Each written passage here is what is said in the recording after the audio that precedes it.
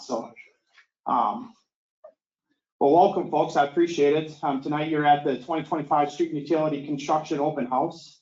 My name is Corey Bienfang, serve as the city engineer and also the project manager for this project. So appreciate your time and your attendance tonight.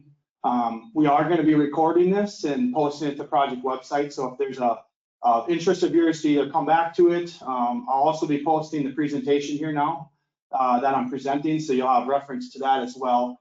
And we've had a few inquiries in regards to not being able to attend. So hopefully this gives kind of maximum value to this. They can reference that at their own time at a later date.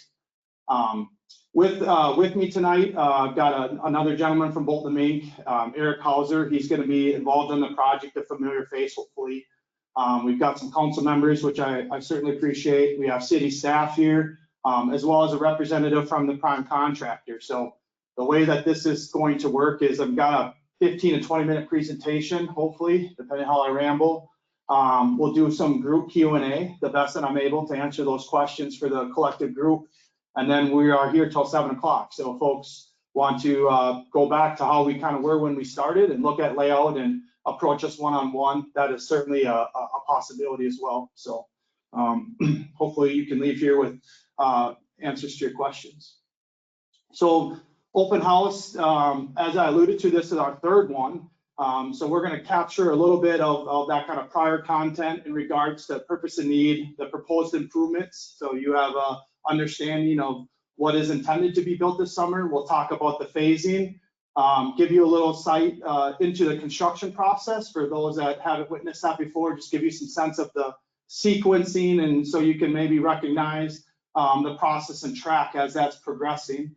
Talk about our communications during construction, and then tonight's topic isn't special assessments, but give you a view into that process and most specifically that schedule. So starting with the purpose, hopefully for those that are here and live on the corridor, it's recognize that this project is something that's been in discussion and planning for a while. It is on the 10-year CIP. We as a city have been committing to execution of that CIP, kind of notable here in the last few reconstruction projects. This one's going to have a very similar feel, but it is the highest rated project on the CIP, that capital improvement plan. So that's really kind of what was the catalyst to get this project to the point in time we are now.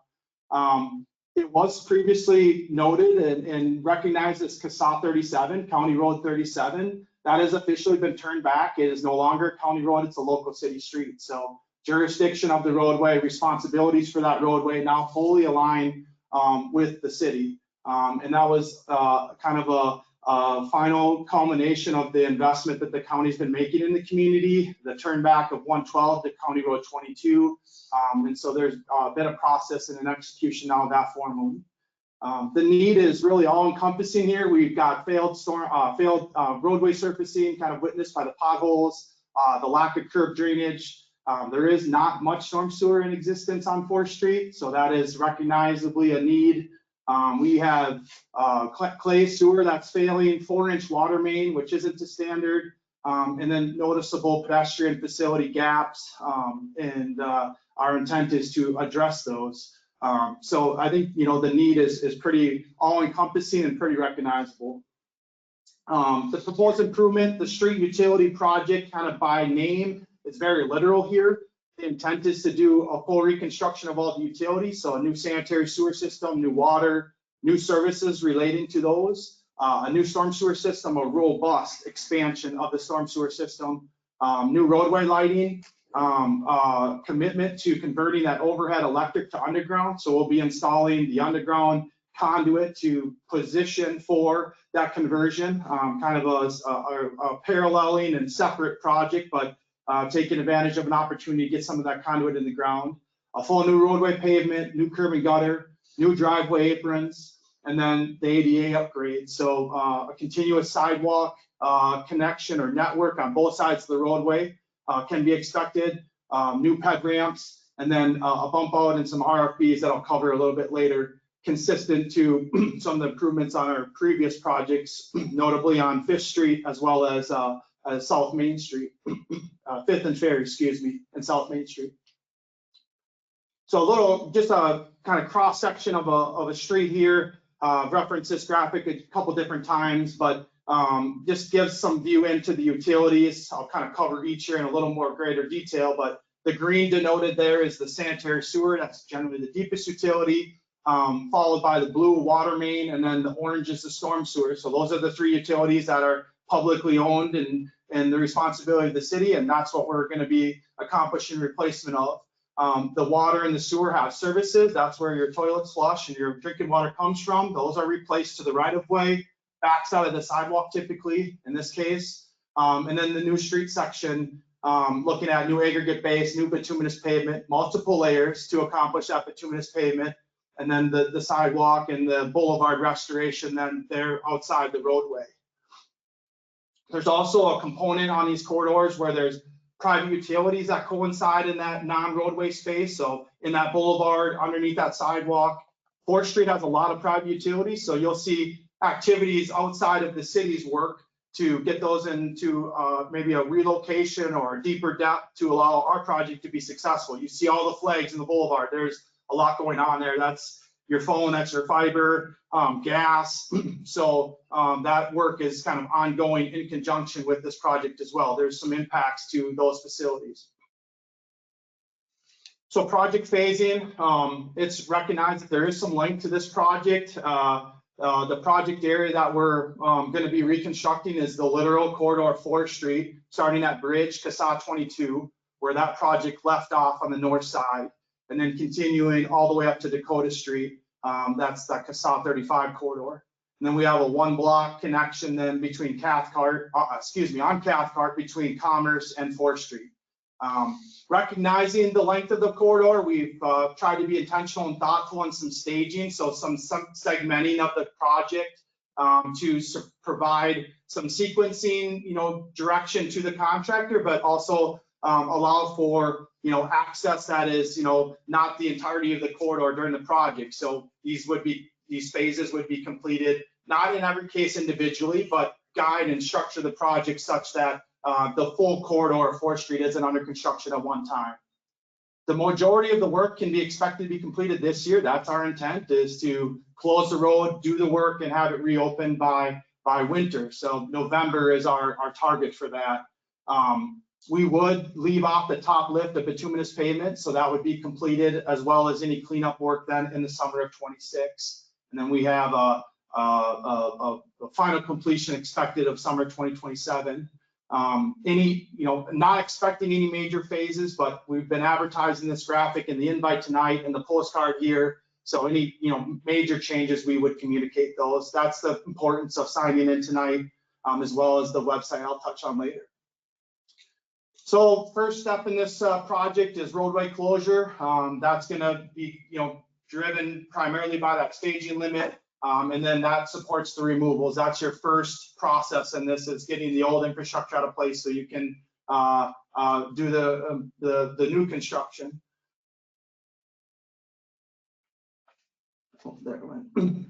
The sanitary sewer is the next after those removals. This is that deepest utility, and so it can be expected that that is the utility that is typically sought to be replaced first.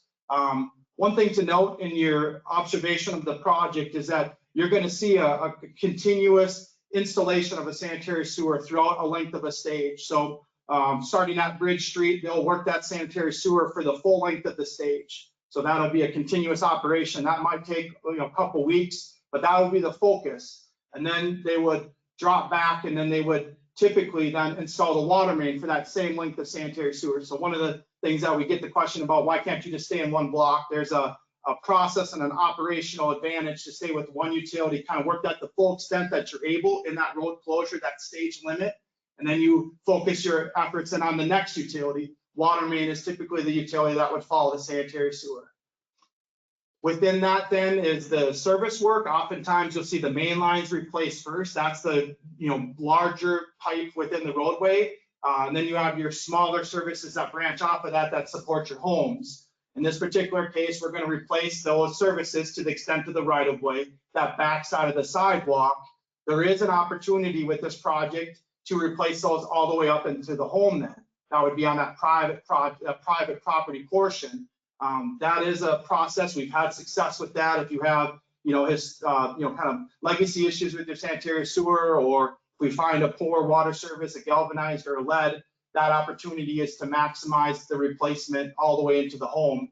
That would be at a request by the property. That would be a commitment to additional cost and signing of a waiver. So there's a process with that, but recognizing there's the opportunity to do that with the project and have that completed and that value capitalized on.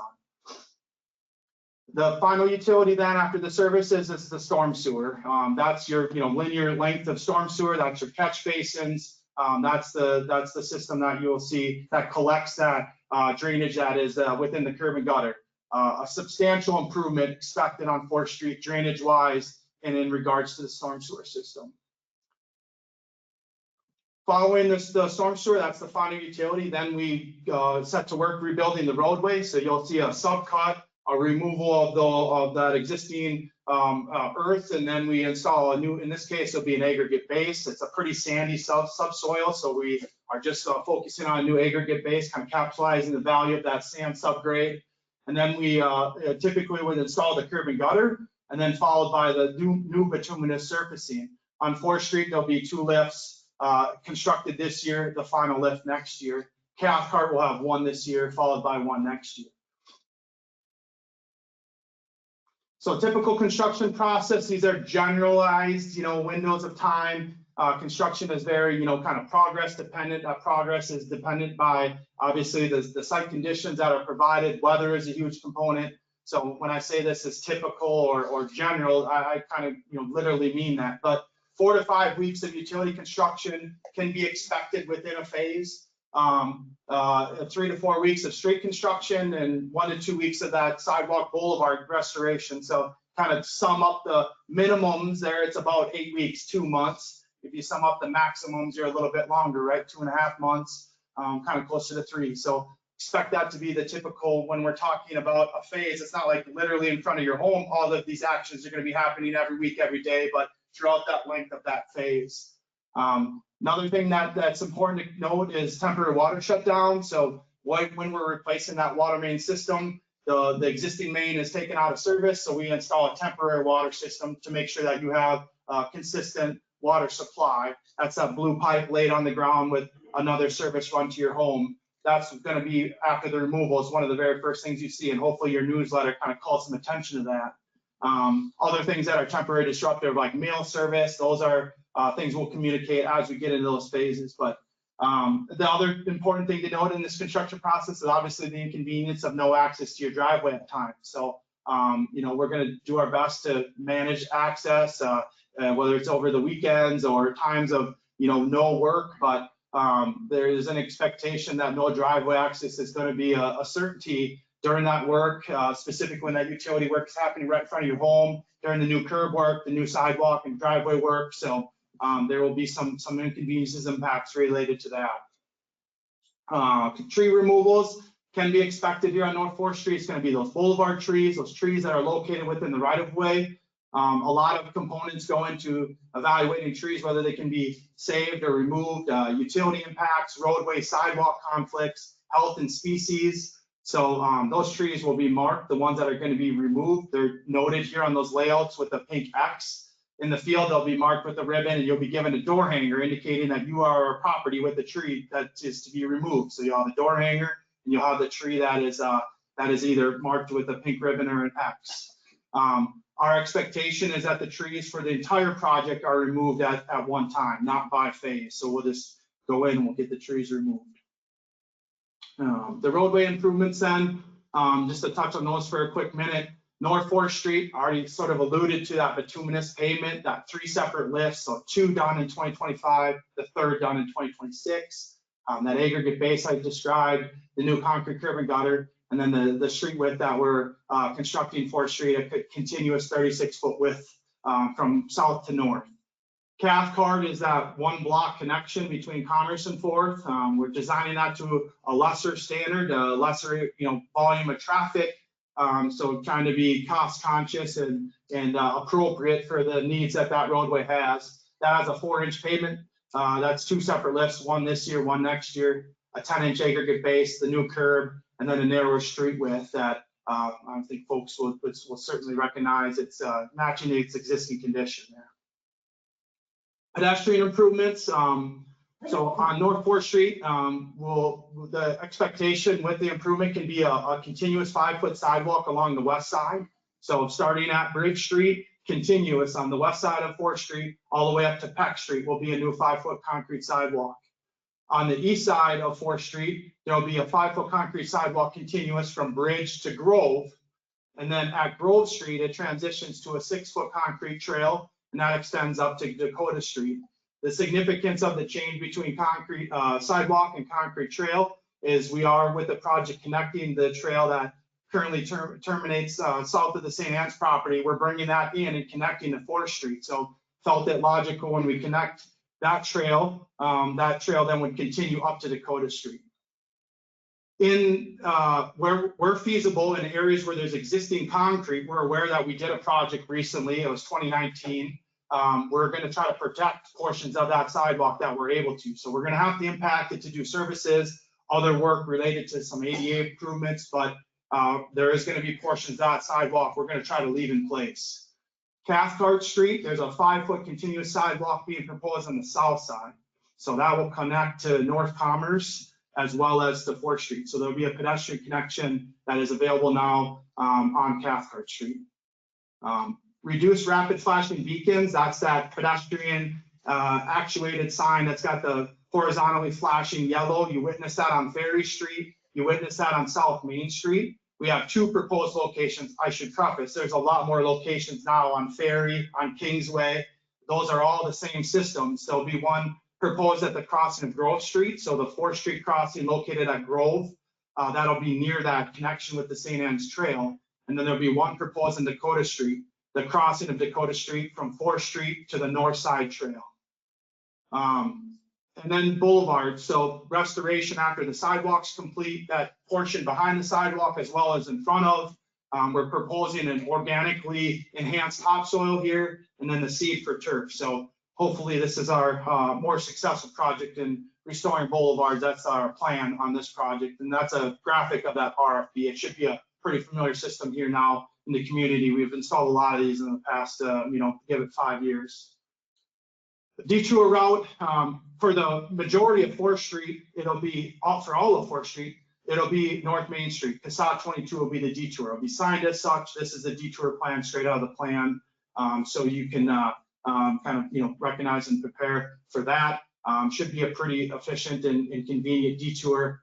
There is an impact expected in Dakota Street itself, the Casat 35. We have to make a utility connection.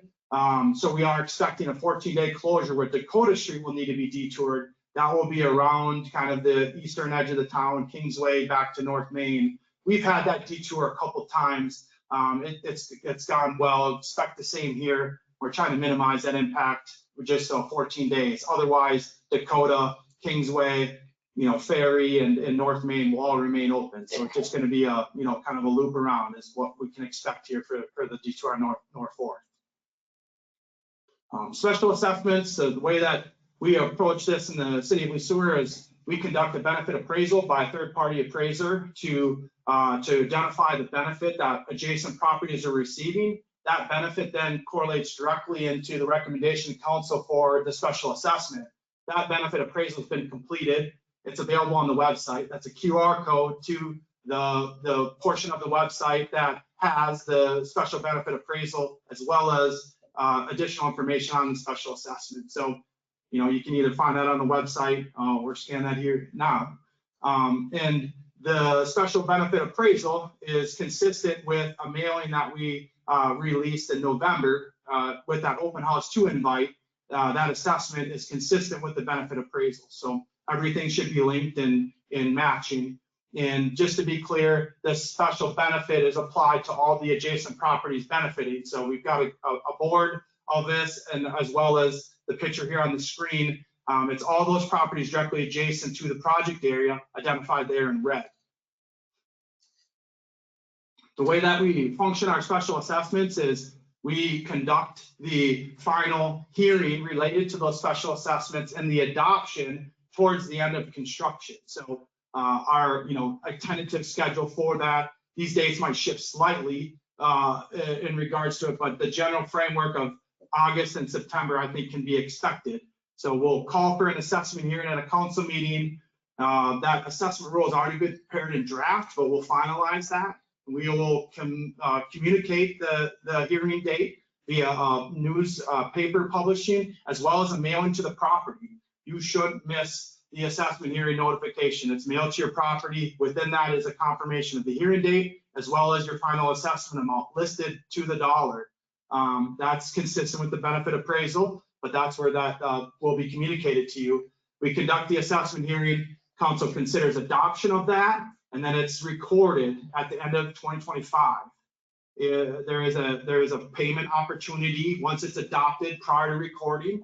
Otherwise, you would then, it would just roll over and it become applied to your property taxes. So that's the way that process works. There's a do nothing option there where you just let the process play out and then you will see it on your property taxes. That first payment would then be due in 2026 if I didn't make that clear. So it's recorded end of this year, that first payment, then in that do nothing scenario, it would show up in your 2026 tax statement. Communication during construction. We've already put this to work in the literalness of this open house event tonight. You should have all received the newsletter on the right-hand side of the screen. That was this project. So we'll do those occasionally. That was a more robust one to kind of kick off the project and communicate some things that I either reiterated here tonight or that I didn't cover. We'll do those occasionally. It's not going to be anything too frequent, but if we have more substantial updates, we'll certainly release those more. Press releases, those are significant updates. Those are like road closures, changes to a stage. We'll celebrate some roadway openings via press release. So those are released through the city means of communication, Facebook, and just what you could expect a police press release to be released as, say. In kind of more intimate communication related to the project, we'll do a weekly update. There is significance in that to receive those updates, you either need to sign in here tonight, or this is a QR code to the project website. It exactly matches the QR code on your postcard. So the significance is this will bring you to the front website, front page of our website for this project. And you'll see a sign up for updates. Enter your email address. You'll be automatically input into the distribution list for this weekly update. We'll convey those weekly, typically at the end of the week. And that is just a view into what work's completed and what work's progressing on a more of like a 1 to 2 week window. So just giving you a view into what you can expect on that, that what we did that week of and what you can expect the next week. We don't get too far into forecasting out things. It's more of a really right now, what can you expect and what can be happening. There's a need to convey messaging even more directly, and that's through the means of a door hanger.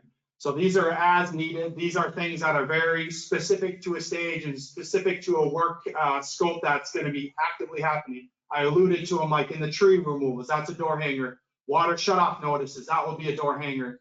We'll do one for a road closure. We'll do one for pouring concrete curb and gutter.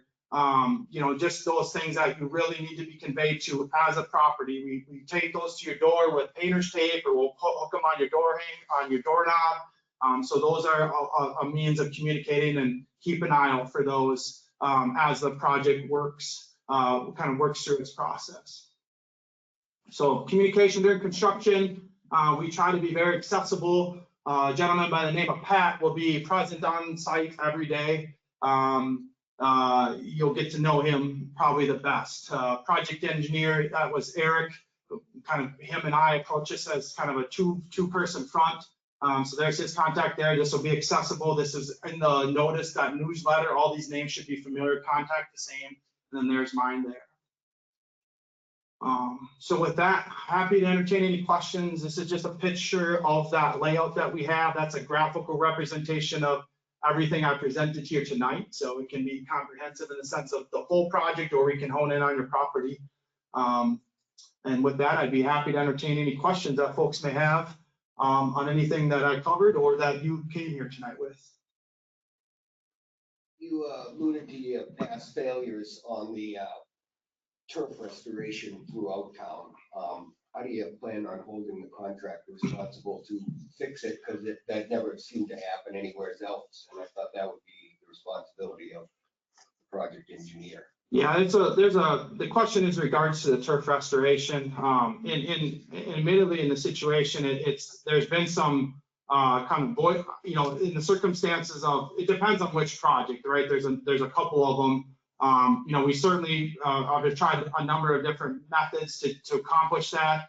I would say arguably the failures have been a lot of outside of the control. I mean, we had a substantial drought on the 112 project.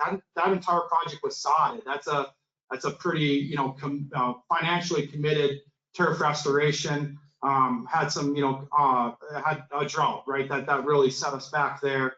On the 36 project, I think we've showed success there on the South Main Street project. But yeah, we can talk about it if you have real specific questions on individual property, but turf restoration is a real challenge. There's no question about it. I think there's some intent in the design and specifications, and there's also a follow through in the application and intention. So feels like this one is aligning. You need a good rich soil to grow. You need a grass seed that can germinate, and you need good conditions. And it really takes that trifecta to be successful. That's certainly our expectation here. So hopefully I can convey that confidence tonight, but that's going to be our expectation for this project. How do you hold the contractor to that though when they drive away? Because like I said, it's never been fixed. Yeah, so there's some time frames that obligation and commitment kind of reside within, and again, it depends on the project. But in this particular case, there's a permit requirement to restore the turf. There's a contractual requirement. And that's going to be our expectation here. Underground sprinkler? Yeah. Is that to be replaced as is, or as was, or what's it?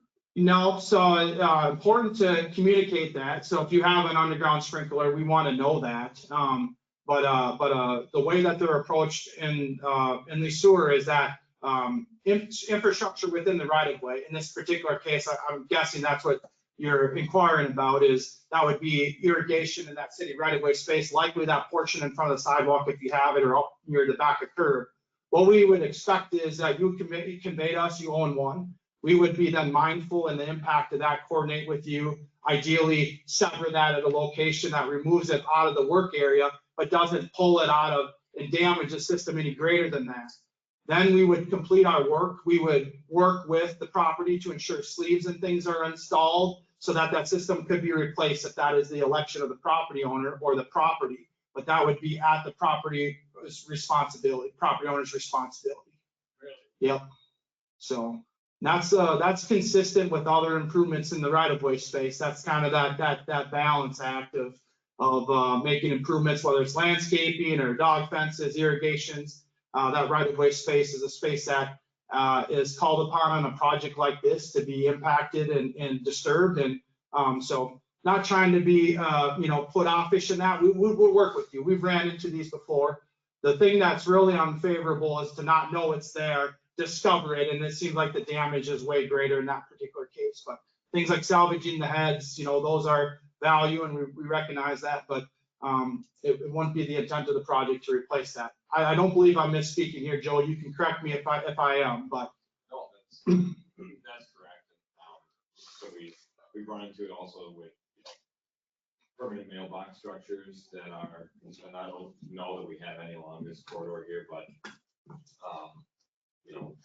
if you have a permanent mailbox structure, if it's placed in the right of way, and it has to be moved for a project, the expectation, we try to salvage what we can and put back what we can, but the restoration itself would be the property owner's responsibility. But we try to be respectful, get sleeves where they need to be. We've had a fair bit of success getting the systems restored and giving an opportunity to do so, conveying to you. And ideal is to get that system in place so we can get that black dirt in, and we can get that grass seeded so you're not coming back and disturbing things. So we try to be a partner in that. It's just we got to draw the line of responsibility, and coordination and support and communication is what we can offer in that. So who's the correct contact to let them know that I have 2 blocks worth of irrigation. Yeah. Why don't you just start with me? So I'm on this postcard tonight. I'll keep it simple for you, and you let me know, and then we'll start that coordination. How many layers of black dirt do they put down In the seeding process? It'll be one thickness of topsoil, and it's 6, right? So 1 6-inch thickness of topsoil. What about property markers? Yeah, it's a good question. So we, as part of the survey work, we've searched for and found property corners. I believe that's what you're referring to, correct? The pins. So in a situation where we found them, we've marked them, we've surveyed that pin as found, and we will ensure that that pin is still there when the project is complete. If it gets disturbed, we'll reset it exactly as we found it. So we try to be pretty mindful of that. If you have a situation where you know of your pin, it's not the worst to let me know to ensure that we found it, because there is a situation where it gets disturbed and we didn't know of it. That gets to be a little bit more tricky to set that. So if you know of it, it's real easy for us to confirm we have it as you think you do, and then we can go through that process. But our expectation is that pins that exist today are replaced in the same spot after this project. Yeah, because if you're going to sell in your house, it takes a lot to refine. It does. Yep, it does. So That's pretty important. it is. It's very important if that pin exists. So we don't set pins that don't exist. We don't make any manipulation of that pin. But if you invested in or know that your property has that benefit, that value of a pin, it's best to ensure that we know of it, and then we'll make sure it remains there afterwards. I know the power is a different engineering group, but will they take the power all the way to the meter? Yeah, so I can speak to that a little bit. The answer to that question is in regards to the conversion project for those that maybe didn't hear. So as a city, a priority is, as an electric owner, the city is the electric utility owner. There has been a commitment to convert the overhead to underground. This has evolved over many years, but we've identified an opportunity to start that conversion with our street utility projects. Not really is framed around this idea of kind of doing this as one disturbance, one inconvenience. So we're laying the mainline distribution conduit with this project. That is the linear kind of length of conduit that those overhead wires will then reside within once the full system is underground. In addition to that conduit, though, there are services, as you alluded to, sir. Those get replaced from that new main up to the meter. Those will get replaced as underground, as well as the pulling of the wire, as well as the installation of all the equipment, the transformers, the pedestals. That work is a part of a separate project, a separate, arguably a couple different projects. There's another contracted project that bores in those services, gets the distribution underground for anything outside of 4th Street, because this electric project area is substantially larger than just 4th Street. And then the city has an impact in pulling the wire, actually hooking the system up. The hard thing about a conversion project is that underground system has to be fully functional before any overhead can be removed. So when we're talking about this electric overhead conversion project, we're talking about completion 2026, possibly 2027, before we see physical poles removed, if that is clear. But the intent of that is a quite literalness to the termed underground conversion, is that the overhead system is fully removed. So a lot happening related to that, some concurrent work happening related to that, but you know, the literalness is there's some separate kind of entities responsible for those phases. So Corey, you mentioned when the water main and all the stuff goes in, if there's a lead pipe going to your house, does somebody contact the homeowner? we most certainly will. Does the homeowner have to change that if it's lead? In the lead situation, yes. That is the only situation that's have to at this time. Things that we recognize would be a galvanized service. Those times can be compromised. Galvanized is a deteriorated pipe material underground, certainly the age of this corridor.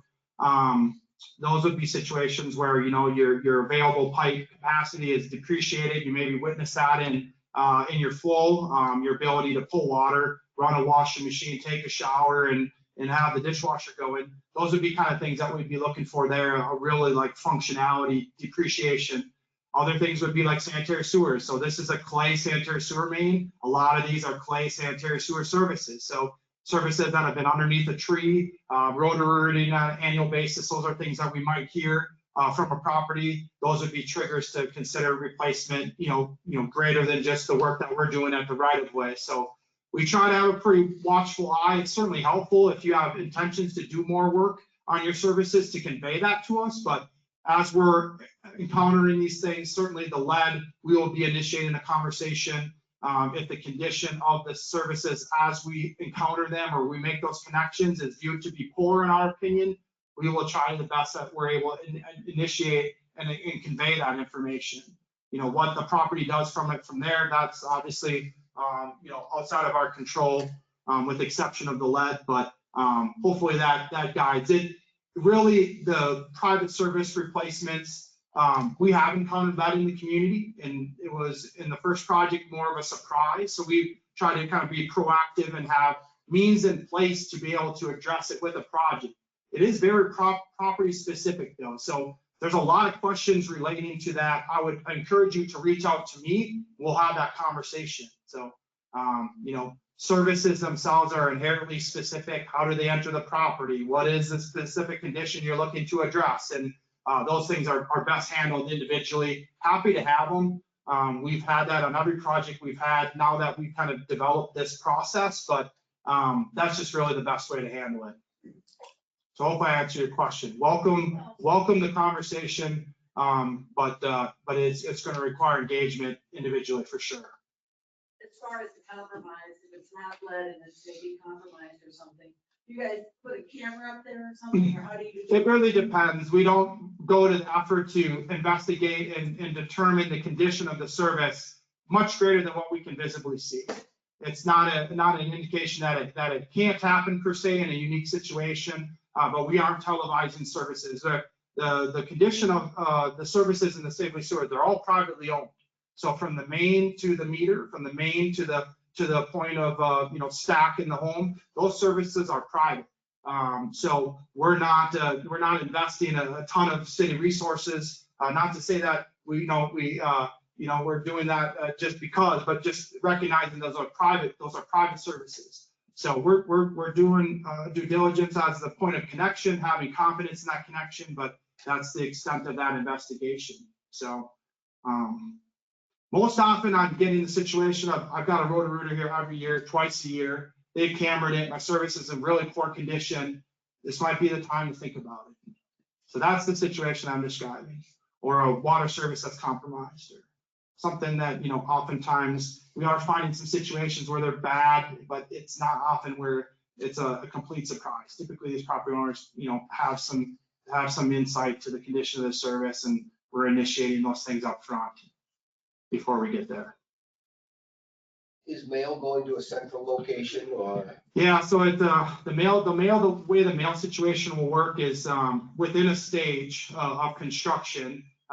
Those mailboxes are typically relocated. We call it a gang mailbox. It just really depends on the situation. It's often set at a side street connection that makes the most sense for the mail carrier.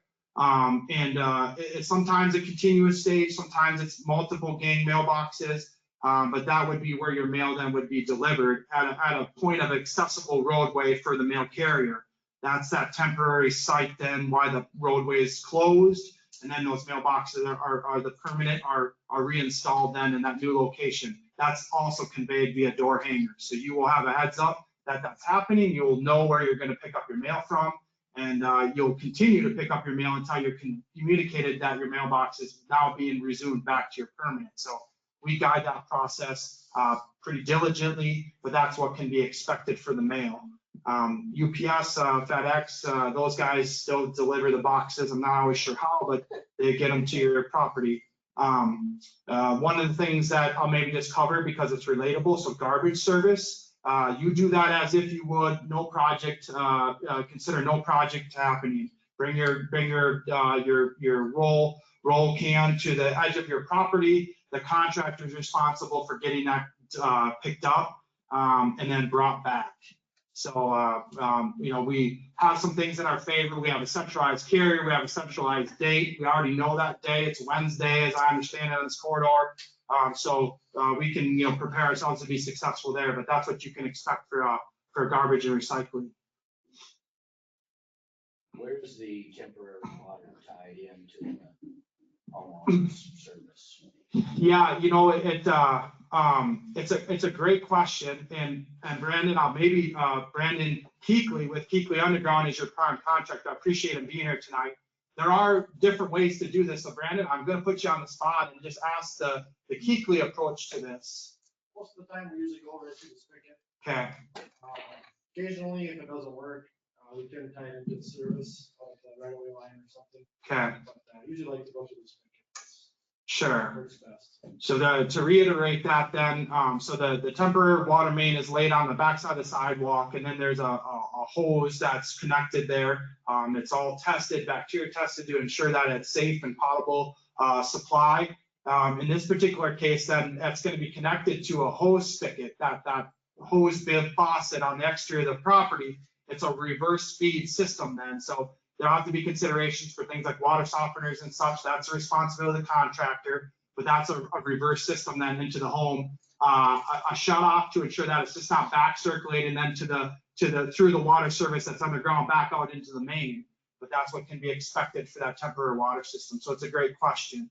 In the case of a non-existing hose spigot, right, or hose bib, we could either install one, or they would dig down and make the connection at the underground service out near the street to provide that temporary water supply. We usually do like to come in and actually physically turn the meter off ourselves or the shut off. Right. So temporary water, we're gonna communicate that in a door hanger. There'll be a contact. That is an entry to the home typically. So there is a little, you know, there's some appreciated participation in that, because there has to be a physical entry to the home in order for that water main to be fully turned off and us to progress with our work. So there is a little bit of appreciation to responsiveness to that door hanger, because it takes a complete, obviously, transfer of a stage before that water main can be terminated. So that will be something that you can expect. I'll take the opportunity just to frame for folks what you can expect from a construction start date. So we had a pre-con on Monday. The open house here is kind of really well timed in that we're anticipating starting on stage 1. So that's the pink stage as you see the staging map. Road closure right now is expected to be April 28th. So we will notice for road closure. We give a 7-day notice. That's going to start next week. We will also be doing door hangers to communicate tree removals, temporary water, and road closure next week. And then the work expected is the first scope of work on, I think it's going to be the week of the 18th, is going to be the tree removal. So roadway closure, tree removal, we'll do those removal processes. And then starting with utilities, it's a little unclear whether it'll be late that week of the 28th or maybe immediately that week following, but can expect work starting April 28th on stage 1. So with the water, is it a 48-hour notice that you will be entering the home? So the preface here on the temporary water, it's a we deliver a door hanger with a request for you to contact us at time. That's what we try to accomplish. There's a presence kind of on site too as well, where we'll do some door knocking. It's really just a kind of all hands on deck to try to get that temporary water system in place. That's the temporary water. When it comes to, there is going to be in instances of a water shutdown, you know, transferring that water service, or those would be communicated. We think we require a minimum of 24 hours so we can communicate those via door hangers as well. So there is some short-term water impact with this project. What we don't expect and won't allow for is a multiple day loss of water. So water shutdowns, we try to frame those around 4 to 6 hours, but we've got to cut in new gate valves. We've got to connect those water services. So those are impacts that we just can't avoid, some temporary loss of water. So that would be conveyed via that door hanger, and we try to limit that to a window of a period of time within a day. I'm just thinking for the nighttime workers that work over. Yeah, it's tricky. So we gotta try to kind of customize that. We catch you either, late in the morning as you're coming home from shift or before you leave. We get it done every project, it seems like, but there's some kind of customization and some effort that takes to get that temporary water. So I'm confident we'll accomplish it, but things like that you're aware of, if you can reach out and kind of give some framework to your workday, that certainly helps us. We'll do the best we can to accommodate that. But. What about natural gas service? Yeah, so I guess I'm a little, there is no gas main complete replacement being planned, right? It's north of Market Street. North of Market Street. So there's a cluster of ground, Yeah. Yes. on my property. Understood. Yeah. So. That went into the street. Yeah. So there's long side services. So the gas main is right now on the west side. Sometimes you'll have a condition where you have dual mains, gas main on both sides. In this particular project, it is just a singular main on the west side. So we call it short side service, long side service. So every property on the east side of Fourth has a gas service going across the street. Those can be impacted. We certainly try to not impact those so they're a surprise, but we'll recognize those and we'll work around the existing utilities. That's the expectation. Unfortunately, it's likely that there's going to be some impact, potentially, but we try to avoid that very much so. So gas, fiber, telephone, those are located ahead of time. Those are tried to be, identified via the contractor's effort before digging.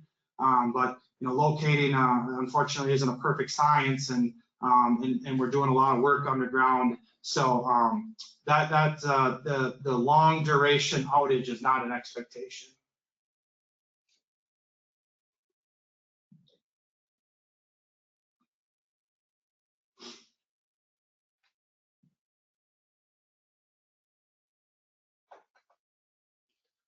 Cory, could you just talk really quickly about hours of operation? Yeah, that's clear.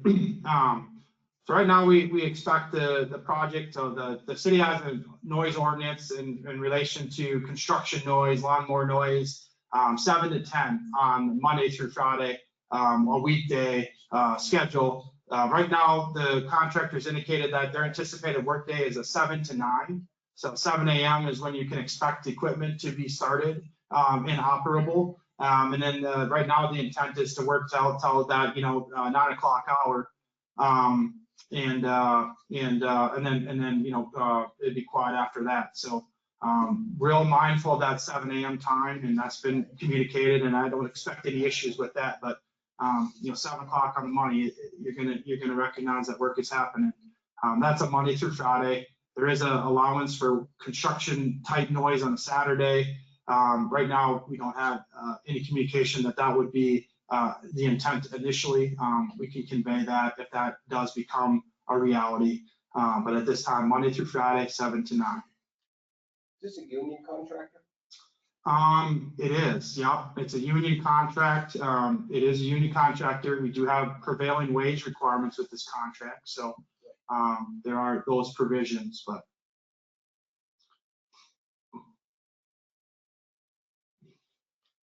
And just, to reiterate that a minute, so there is a prime contractor, that's Keekly Underground. We have representation of them here tonight. They are the contract holder. They're the ones that are accountable to the full completion of the project. But there will be a number of other contractors, we refer to them as subs, obviously, that will be present to doing work on the corridor. So,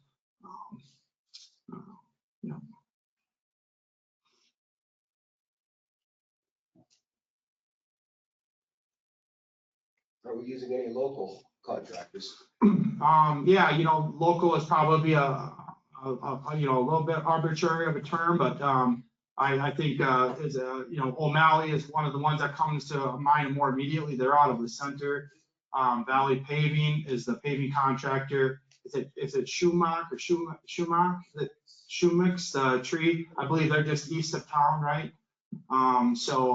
I think it's Allstate for Traffic. They're a familiar contractor. So yeah, so the way these contracts are secured, it's a responsible low bidder. And then that low bidder has discretion for its subs. Keithley is familiar to the community. They worked on the North 2nd Street project. For folks that are keeping track, that was completed in 2017. They were a sub on that contract. And now they're the premier. So familiar to the community. And so view that as a benefit and a value.